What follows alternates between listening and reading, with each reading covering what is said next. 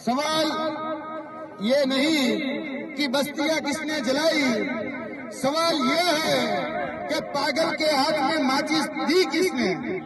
आ मुद्दो એ ખરેખર જોવા જઈએ તો જે વન વિભાગ અને જે પોલીસ કર્મચારીઓ જે ક્યાંક ને ક્યાંક આદિવાસી સમાજ અને જે આદિવાસી વિસ્તાર ઉપર જે દમન કરી રહ્યા હતા એના ભાગરૂપે આ જે ઘટના ઘટી હમણાં જ સરપંચ સાહેબે અને આપણે કુવાની જયારે કહી શકાય કે સ્થળ તપાસ કરતા હતા ત્યારે જે સાંભળવા મળ્યું, જે જાણવા મળ્યું એના આધારે એક વાત તો પ્રસ્થાપિત થાય છે કે તાલી એ એક હાથે નથી વાગી, તાલી બે હાથે વાગી છે અને એક તાલી જે અત્યારે દેખાડવામાં આવી રહ્યું છે એ એક જ દ્રશ્ય અને એક જ અરીસો દેખાડવામાં આવી રહ્યો છે. બીજો અરીસો એટલે કે પડદા પાછળનું જે દ્રશ્ય છે એ ક્યાંક ને ક્યાંક છુપાવવામાં આવી રહ્યું છે. જે રીતે આદરણીય સરપંચ સાહેબે જે રીતે વાત કરી કે અહીંયા જયારે કુવો ખોદાતો હતો ત્યારે જે વિધવા બેન તેમના પતિશ્રી હતા એ જયારે કુવામાં કામ કરતા હતા ત્યારે એમનું એમાં દેહાંત થયેલું અને ત્યારબાદ આ જે કુવો છે એ કુવાના દ્રશ્ય પણ અત્યારે અમે નિશાળ્યા. એ બાબત એ વાત ઉપરથી અહીંયા જે કહી શકાય કે આદિવાસી સમાજ અને આદિવાસી વિસ્તાર ઉપર જે રીતે વન વિભાગ, પોલીસ વિભાગ અને તંત્ર નો જે ટોળો આ જમીન ઉપર, આ જંગલ ઉપર અને આપણી જે સંપદા આ જમીન નીચે જે આવેલી છે એના ઉપર આવેલો છે એટલે ક્યાંક ને ક્યાંક દમન કરી આ રીતે પડાવી લેવાના ભાગરૂપે ક્યાંક ને ક્યાંક હેરાન પરેશાન અને નડગત કરવામાં આવે છે. મેં તમને પહેલા કહ્યું એમ કે તાલી એક હાથે નથી વાગી, તાલી બે હાથે વાગી છે. જે પણ અહીંયાથી દ્રશ્યો જે સામે આવ્યા તે દ્રશ્યો ઘણા છુપાવવામાં આવી રહ્યા હતા. પોલીસ વિભાગ એક તરફી જ અત્યારે વર્ઝન આપી રહ્યું હતું. પોલીસ વિભાગના કે પછી વહીવટી તંત્રના જે પણ કર્મચારીઓને ઈજા પહોંચી તો ત્યાં સુધી અહીંના નેતાઓ, અહીંનું પ્રશાસન, અહીંનું વહીવટી તંત્ર એ બધું પહોંચી જાય છે. પણ આદિવાસી સમાજના આપણા 15 બાળકો, 15 યુવાનો ને ઈજા પહોંચી તો કોઈ ખબર અંતર પૂછવા નથી આવતા. આ છે વાસ્તવિકતા, આ છે પડદા પાછળનું દ્રશ્ય.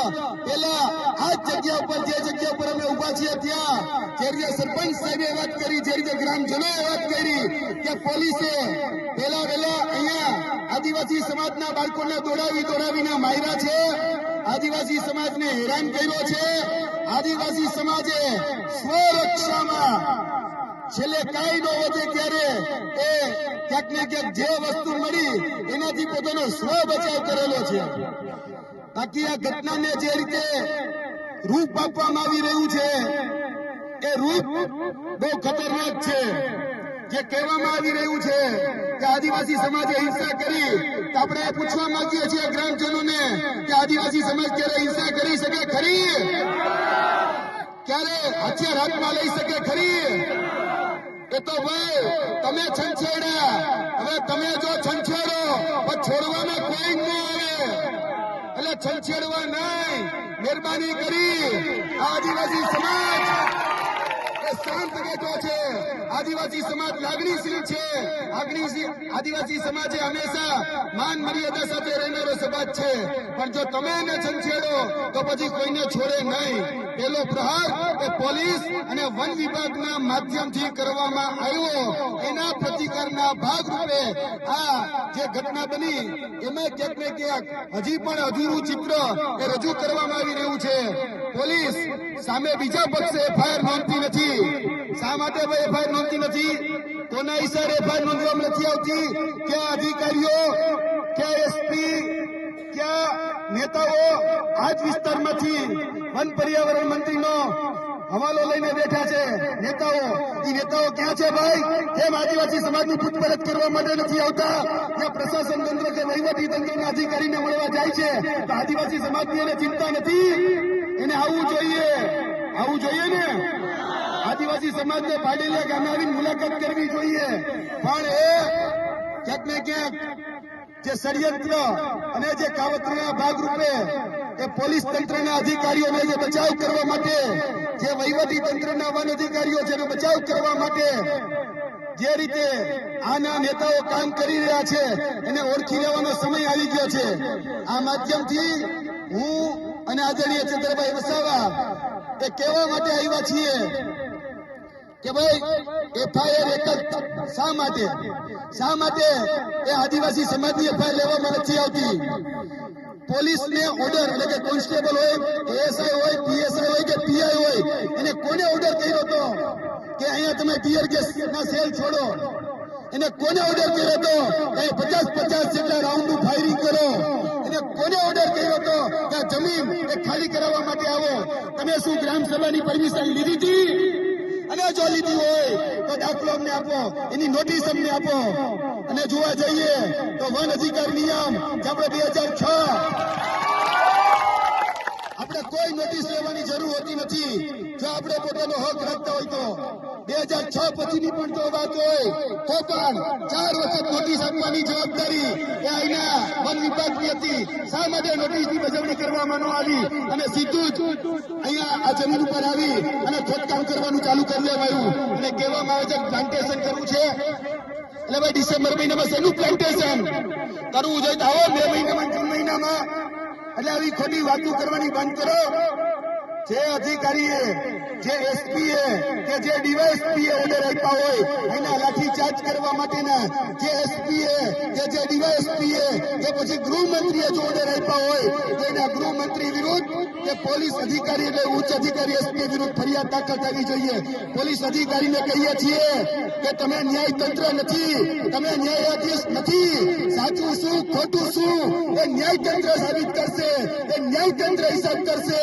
જો તમે આ રીતે હેરાન પરેશાન કરશો અને એક તરફી જ એફઆઈઆર લેશો તો પછી આદિવાસી સમાજ એ શાંત નહીં બેસે. આવનાર દિવસોની અંદર જે પણ કાયદાકીય કાર્યવાહી કરવાની છે તે આદરણીય ચંદ્રભાઈ વસાવાની અધ્યક્ષતામાં અમે એ કાર્યવાહી પણ કરવાના છીએ. અમારી લીગલ ટીમ પણ આવી ચૂકી છે. 11 જેટલા વકીલો પણ અમારી પાસે ઉપસ્થિત છે. અહીંયા જે પણ કાર્યવાહી કરવી ઘટે એ કરવા માટે અમે તૈયાર છીએ.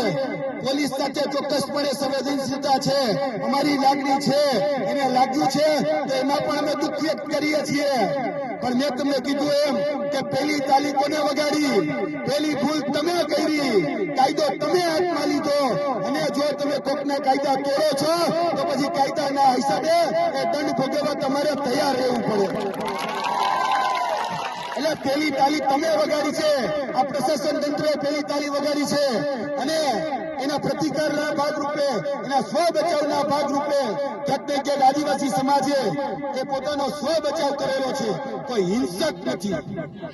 જે આદિવાસી સમાજને ચિતરવામાં આવે છે નક્સલી કે હિંસક, તો યાદ રાખે આ ભારતીય જનતા પાર્ટી અને સરકાર કે આદિવાસી સમાજ એ લાગણીશીલ સમાજ છે, આદિવાસી સમાજ એ માયાવી સમાજ છે. એ કોઈની પણ હિંસા ન કરી શકે. એટલે આગળની જે વાત છે એ વાત આદરણીય ચંદ્રભાઈ વસાવા તમારા સમક્ષ કરશે. તમે વિચાર તો કરો, ખાલી એક ગ્લાસ ઉપાડવા જેવી ઘટનામાં 307 દાખલ કરી દીધી ચંદ્રભાઈ વસાવા ઉપર અને જેલમાં નાખી દીધા હતા. તો અહીંયા તો આદિવાસીની જમીન, આદિવાસીનું જ્યાં રહેણી કરી હોય એની ઉપર જો કોઈ તડપ મારે તો પછી આદિવાસી સમાજ કઈ રીતે સહન કરે? અને તમે ટીયર ગેસ છોડ્યા છે, તમે અહીંયા બંદૂકના ફાયરિંગ કર્યા છે, તમે લાઠીચાર્જ કર્યો છે, તો તમારી પર એક કલમ નહીં? આ નહીં ચાલી લેવામાં આવે, આ સહન કરવામાં નહીં આવે. આનો કરારો જવાબ મળશે અને મળશે જ. જય હિન્દ, જય ભારત, જય આદિવાસી.